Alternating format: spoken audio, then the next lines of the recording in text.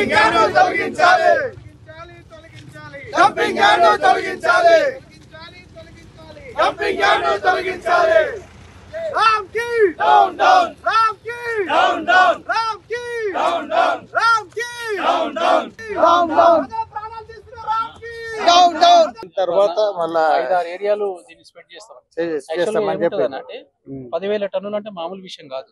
అంటే ఒక 100 టన్నులు 200 టన్నులు చేస్తే ఎక్కువ. ఇక్కడ 10,000 టన్నులు ఒక్క దగ్గర చేయడం వల్ల ఇప్పుడు దాదాపు 20-25 కిలోమీటర్ల వరకు దీని వాటర్ పొల్యూట్ అయితే అయిపోయింది, ఎయిర్ పొల్యూషన్ అయిపోయింది. ఇప్పుడు స్మెల్ గట్కేసర్ వరకు వస్తుంది. ఇక్కడ ఈ ఆర్డర్ ఎప్పుడైతే వచ్చిందో వచ్చిన తర్వాత 17 ఆర్డర్ వచ్చి ఇక్కడ ఉన్నటువంటి దీన్ని స్ప్రెడ్ చేయాలా, స్ప్లిట్ చేసేయాలా, ఒక దగ్గర ఇంత దాన్ని పెట్టడానికి లేదని చెప్పేసి ఇది చేసి అయితే అది ఎవరు ఇచ్చారు? వీళ్ళే ఇచ్చారు అఫిడేవిట్, గవర్నమెంట్ కి వెళ్ళి ఇచ్చారు. మేము స్ప్రెడ్ చేస్తామని గ్రీన్ ట్రిబ్యునల్ ఇదంతా ఏందని అడిగినప్పుడు మేము ఇట్లా దాన్ని మారుస్తాము, దీన్ని స్ప్రెడ్ చేస్తామని చెప్పి వీళ్ళే అఫిడేవిట్ ఇచ్చారు ఒకటి. ఆ ఇచ్చిన తర్వాత ఇంకా విపరీతంగా పెరిగింది. ఈ 5 ఏళ్లలో పెరిగినటువంటి అప్పటికి ఇది ఏది లేకుండే, ఇదంతా మంచిగా ఉండే, ఇది లేకుండే, ఇది లేకుండే, ఇదంతా అగ్రికల్చర్ ఉండే. ఈ మధ్య కాలం లోపల ఈ 5 ఏళ్లలో ఇంకా పెరిగింది. మొన్న మొత్తానికే తీసేయమని ఆర్డర్ ఇచ్చింది. తీసేయమన్నాక కూడా కనీసం ఒక్కరోజు కూడా అసలు ఆపిన పాపమే లేదు. దీని గురించి రెండో పవర్ ప్లాంట్ పెట్టింది, ఓపెనింగ్ ఉంది. జవహర్ నగర్ ప్రాంతం 1000 ఎకరాలు స్వతంత్రం రాక పూర్వం బ్రిటిష్ వారి యొక్క మిలిటరీ ఆధీనంలో 5,000 పైచిలిక ఎకరాలను ఇక్కడ ఎక్స్ సర్వీస్ మెన్ల డబ్బులతో కొన్న భూమి ఇది. ఆనాడు ఇక్కడ జనావాసం లేదు, జనాలు నివసించే ప్రాంతం కాదు. కానీ ఆనాడు డంపింగ్ యార్డ్ పేరిట మొదలుపెట్టి 50 లారీలు 100 లారీలుగా మొదలుపెట్టి ఇవాళ 10,000 మెట్రిక్ టన్నుల చెత్తని జవహర్ నగర్లో వేస్తూ ఉన్నారు. ఆనాడు జనాలు లేరు, కానీ వాళ్ళు లక్షల మంది నాగారం, దమ్మాయిగూడ, అదేవిధంగా జవహర్ నగర్ చుట్టుపక్కల గ్రామాలతో కలిపితే ఒక 10 లక్షల జనాభా ఉంటుంది ఇక్కడ. 10 లక్షల జనాభా ఉంటుంది ఇక్కడ. కడుబీదరికంలో ఉండే వాళ్ళు వీళ్ళు. 30 గజాలు 60 గజాలు నివసించే ప్రజల వాళ్ళు కూరగాయలు అమ్ముకొని, పండ్లు అమ్ముకొని, చిన్న చిన్న వ్యాపారం చేసుకొని ఇళ్లలో పనిచేసి బతికేటువంటి ప్రజలు వీళ్ళు. కానీ ఇలాంటి ప్రజలు అనేక సంవత్సరాలుగా వాళ్ళు మొరబెట్టుకున్నారు.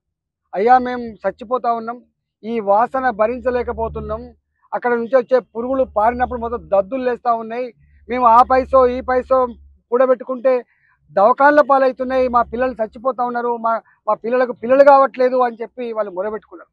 ఎంత మొరబెట్టుకున్నా ప్రభుత్వం పట్టించుకోకపోతే భారతీయ జనతా పార్టీ ప్రజల పక్షాన గ్రీన్ ట్రిబ్యునల్ని ఆశ్రయించింది, ఉద్యమాలు చేసింది. 2017లో ఆనాటి గ్రీన్ ట్రిబ్యునల్ ఇది శ్రేయస్కరం కాదు, జనావాసాల మధ్య ఇంత పెద్ద ఎత్తున చెత్త నిల్వ ఉంచడానికి ఆస్కారం లేదని చెప్పి తీర్పిచ్చింది, షిఫ్ట్ చేయమని చెప్పింది. కానీ నిమ్మకు నేను ఎత్తినట్టుగా వివరించింది. ఆనాటి ప్రభుత్వం అఫిడవిట్లో షిఫ్ట్ చేస్తా అని చెప్పి అబద్ధాలాడి మోసం చేసి ఇవాళ చెత్తను మరింత రెట్టింపు చేసింది. ఇక్కడ ఇవాళ కొత్త ప్రభుత్వం వచ్చింది, కాంగ్రెస్ పార్టీ, రేవంత్ రెడ్డి గారు.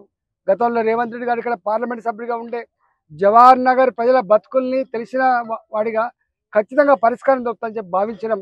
కానీ 2 ఏళ్ళు అయినప్పటికీ కూడా ఇంతవరకు పరిష్కారం దొరకలేదు.